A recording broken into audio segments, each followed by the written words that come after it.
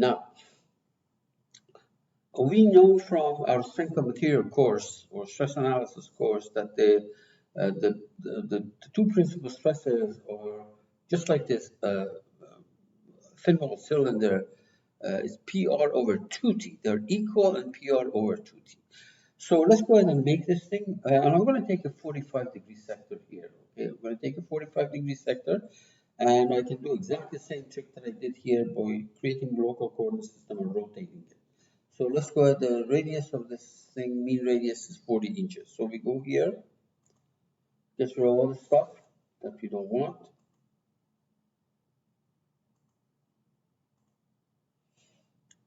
I can't remember. What was the material here, by the way?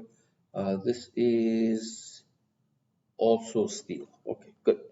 So let's go ahead to part.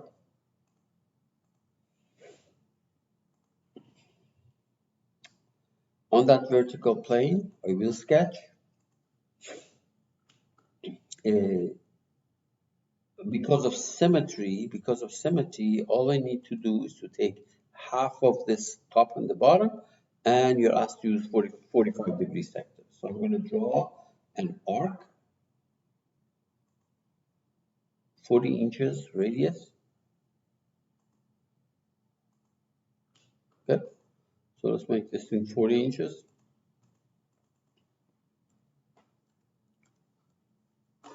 Okay, fit it so that you can see it. Right there. Exit. And revolve about the z-axis by 45 degrees. There we go. So what you see there is this. It looks like I've taken 90 degrees here, but I'm asking you to take 45 degrees. There it is, right there. Not 90. Good. So let's make this thing out of steel. I don't have to join, by the way, because of the way I've done it. Yeah. Material right there. Steel on that part. Say okay. Very good. And I need a local coordinate system up there, because notice that the first sketch that I did was in the X, it was in the YZ plane. No problem. But the back face is not in any of these planes. So I need a coordinate system. That's one way of doing it. It's not the only way, it's one way. Let me hide this sketch here. Okay, so local coordinate system or access system in CATIA is in tools bar, toolbar. If you accidentally close this thing or you cannot find it, you put the cursor on the right margin, right click, and look for tools. Look for tools, because otherwise you said everything. Right there, comes back. You click on it, the origin is up there, and you say, okay, but I want to rotate this thing more by 45 degrees. We did this thing in class. So that would be 0.707 cosine of 45 degrees. And this will be also called 0.707 sine of 40 degrees. At the end of the day, you have to rotate this thing, because now you see that this edge is in the YZ plane. Good. And I don't want this thing to be current coordinate system. So uncheck this, so that later on when you think about coordinates x, y, z, it's not with respect to this. It's with respect to the global one. Now, let me go ahead to the, because you're asked to, even if you're not asked to do it, you should be able. You're asked to, or the first group was asked to go to the advanced meshing tool and mesh this thing. Okay, so I'm going to go to the advanced meshing tool. The surface mesher. That's what they were asked to do. You should do the same thing. Here's a surface mesher. Let me change the rendering here. Surface mesher on that. Now 0.5. Remember this whole radius. This whole radius was 40 inches. So I'm going to put a maybe 2-inch size element. This 2-inch size element, and I say okay.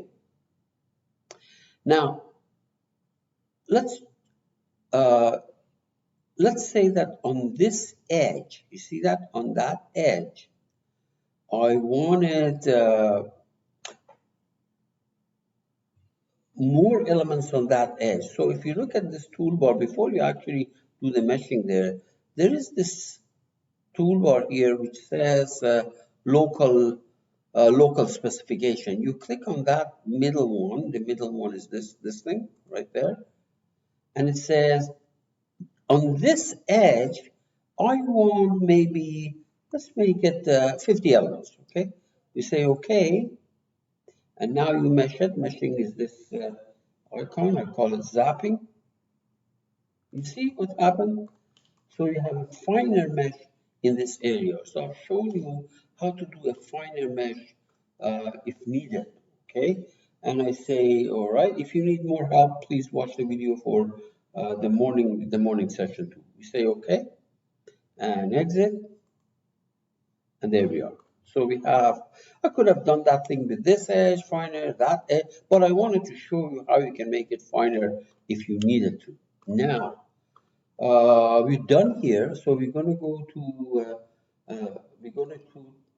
analysis and simulation, generative structure analysis. You want to see your mesh, right-click mesh visualization, same thing, okay, and deactivate this, deactivate that, okay. Let's do a thickness here. Here's click on 2D property on that. What is the thickness here? I believe it was 0.1 inch. Okay, very good. So I think it's 0.1 inch. That's good. Okay, so now we're going to do the restraints. So notice that this edge happens to be in the ZY plane. So user define, see that? This edge is in the ZY plane. Therefore, ZY plane of the global coordinate system, you can see that. Don't look at the dashed one. That's the local axis that I did. So it's in the ZY plane, no translation in X, rotations opposite. Oops. Oh yeah, the coordinate system is global. You're right there. Global. Say okay. This bottom edge is in the XY plane. Global. Again, user defined.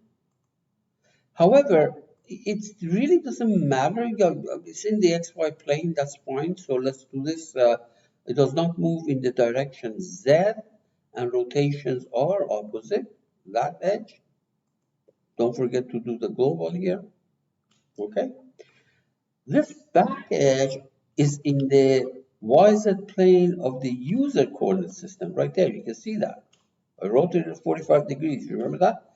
You click on it, uncheck all of these. So that back edge, with respect to the user coordinate system, it's in YZ plane, so no displacement in X, rotations opposite. And yeah, it says, okay, when you say user, it says which one? There's only one, but I have to go select it right there. And then you say, okay. Oh yeah, the pressure. The pressure is internal, 100 psi, I believe. 100 psi. So apply pressure on that face. If the direction doesn't look right, you change it. Okay, so let's check it out. On this side, you can see, yep, that means from inside it's pressurized. Good. And pretty much good. So let's run it and see what happens.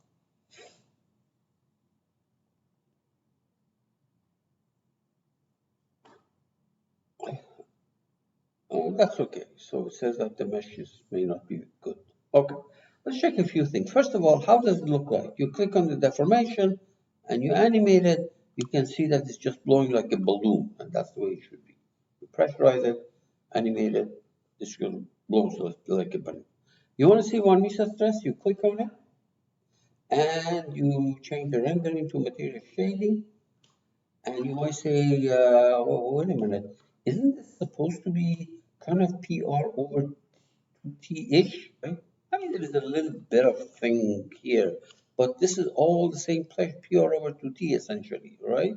And if you put the formula in your formula, PR over 2T, the value of P, the value of R, which is 40 inches, the value of T, which is 0.1, and work it out, it's going to be very close to this number, okay? Because uh, let me show you what happens if you plot here the principal stresses and you zoomed in. Each one of these is your PR over 2T. One is in the in the hoop direction. The other one is azimuthal direction. PR over 2T. So work it out. You should be getting the same thing. Okay. Yeah, so that's what it is. Now, the other thing is if you want the displacement, how much does this thing blow up? So you go to a displacement, double click, average ISO, and don't let it fool you. This is all almost the same number. Most of it is 0.0202, 0.0203, etc. So don't let it fool you that there are all these weird patterns here. But this is all within the point of, look at, they're all in this range, and look, they're not changing. Okay, good. So that takes care of homework number 3 for the second group, afternoon. Good luck.